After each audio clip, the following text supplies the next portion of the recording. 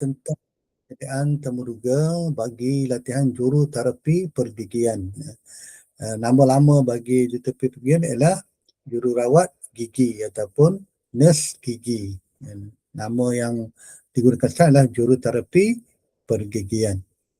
Jadi kita lihat kepada file ini.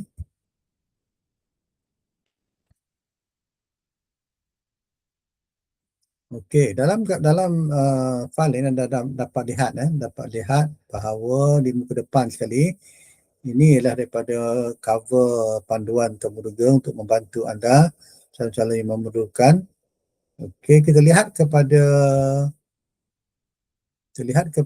dalam gambar ini, cara anda nak mengenal pasti adakah ini jururawat biasa ataupun jururawat pergigian ialah melihat kepada line yang ada dipakai di atas tudung ni. Line kuning menggambarkan atau memaklumkan bahawa ini ialah jururawat pergigian. Line warna kuning.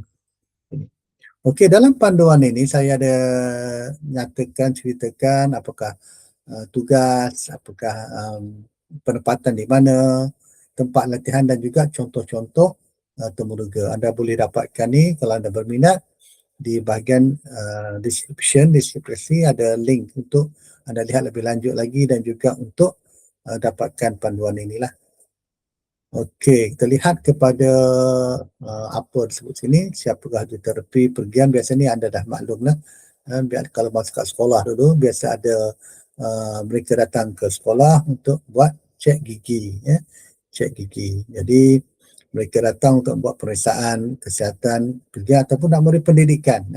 Nak beri pendedahan untuk bagaimana penjagaan gigi yang terbaik. Okey, tugas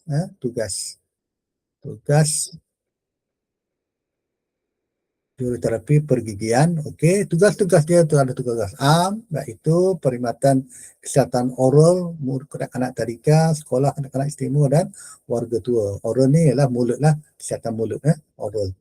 Yang kedua ialah diagnosis, memeriksa, mendiagnosis dan mengatur rawatan pesakit di bawah penjagaannya dan merujuk pada pegawai pergigian untuk tindakan selanjutnya.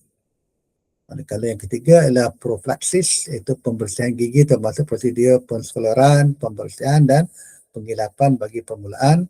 Dan juga ada restorasi. Nombor kelima, cabutan gigi. Manakala kalau gigi dah rosak, maka mereka akan membantu doktor pergigian untuk melakukan proses cabut gigi lah. Dan yang keenam ialah rawatan lain mengikut arahan. Inilah contoh macam mana perkhidmatan pergigian di sekolah. Mereka ajar cara nak gosok gigi yang tepat dan betul.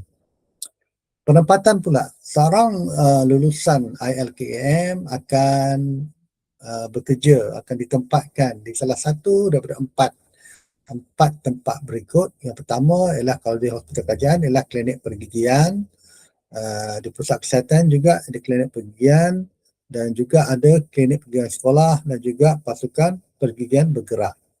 Dia mungkin ada masa mungkin sebulan akan bergerak ke sekolah-sekolah untuk melakukan pemeriksaan dan juga untuk memberi pendidikan kesihatan.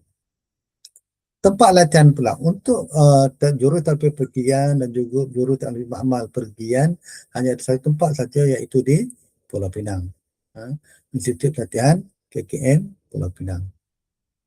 Okey, contoh soalan. Contoh soalan bila apakah biasanya akan tanya tentang latar belakang diri anda, kemudian kenapa pilih latihan ini, pilih kerjaya ini, kemudian apakah tugas, namakan gigi-gigi dan fungsi yang anda perlu tahu, dan juga seterusnya adalah tentang KKM ni, visi misi, moto, macam nombor 15 dalam logo, apa makna gambar tangan. Kemudian juga anda kena tahu juga jenis peralatan asas dalam rawatan gigi dan juga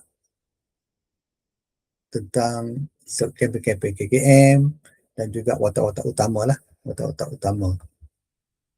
Pengetahuan awam pula ialah anda kena tahu juga tentang siapa PM sekarang, slogan kerajaan sekarang dan juga trust madani.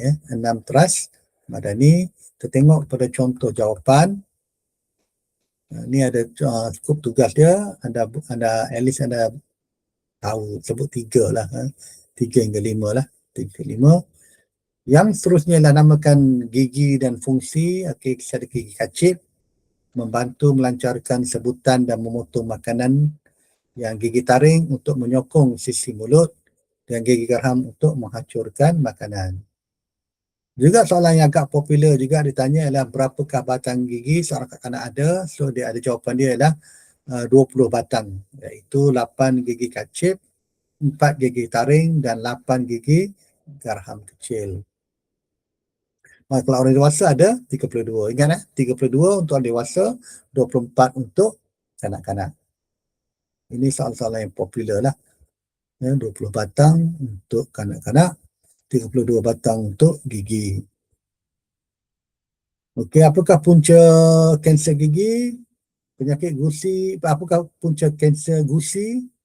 Penyakit gusi bermula dengan sedikit keradangan pada gusi dan melarat hingga merosakkan tisu lembut dan tulang yang menyokong gigi. Kerana ini boleh menyebabkan kehilangan gigi.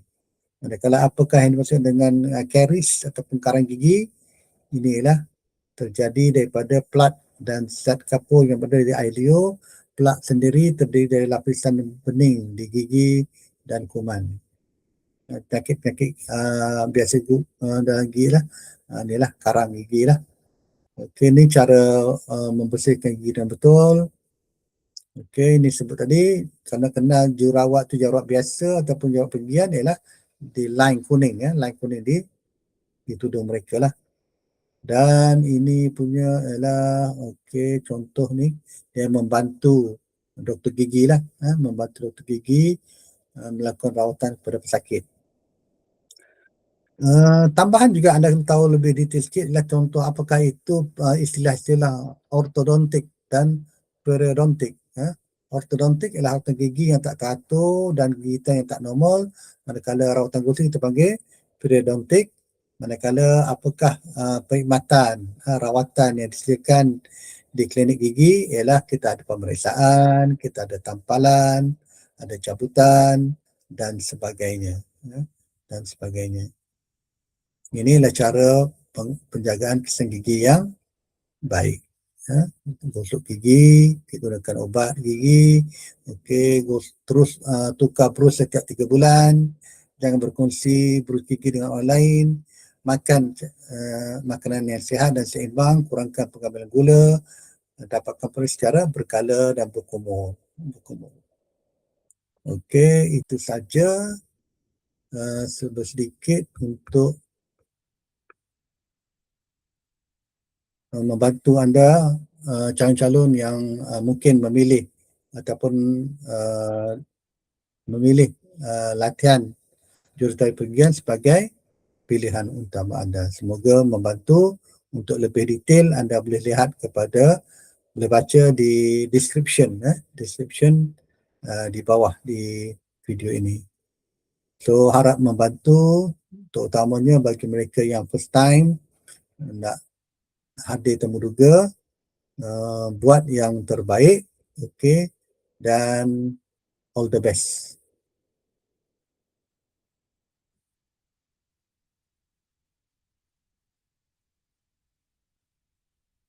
Okey, jumpa lagi.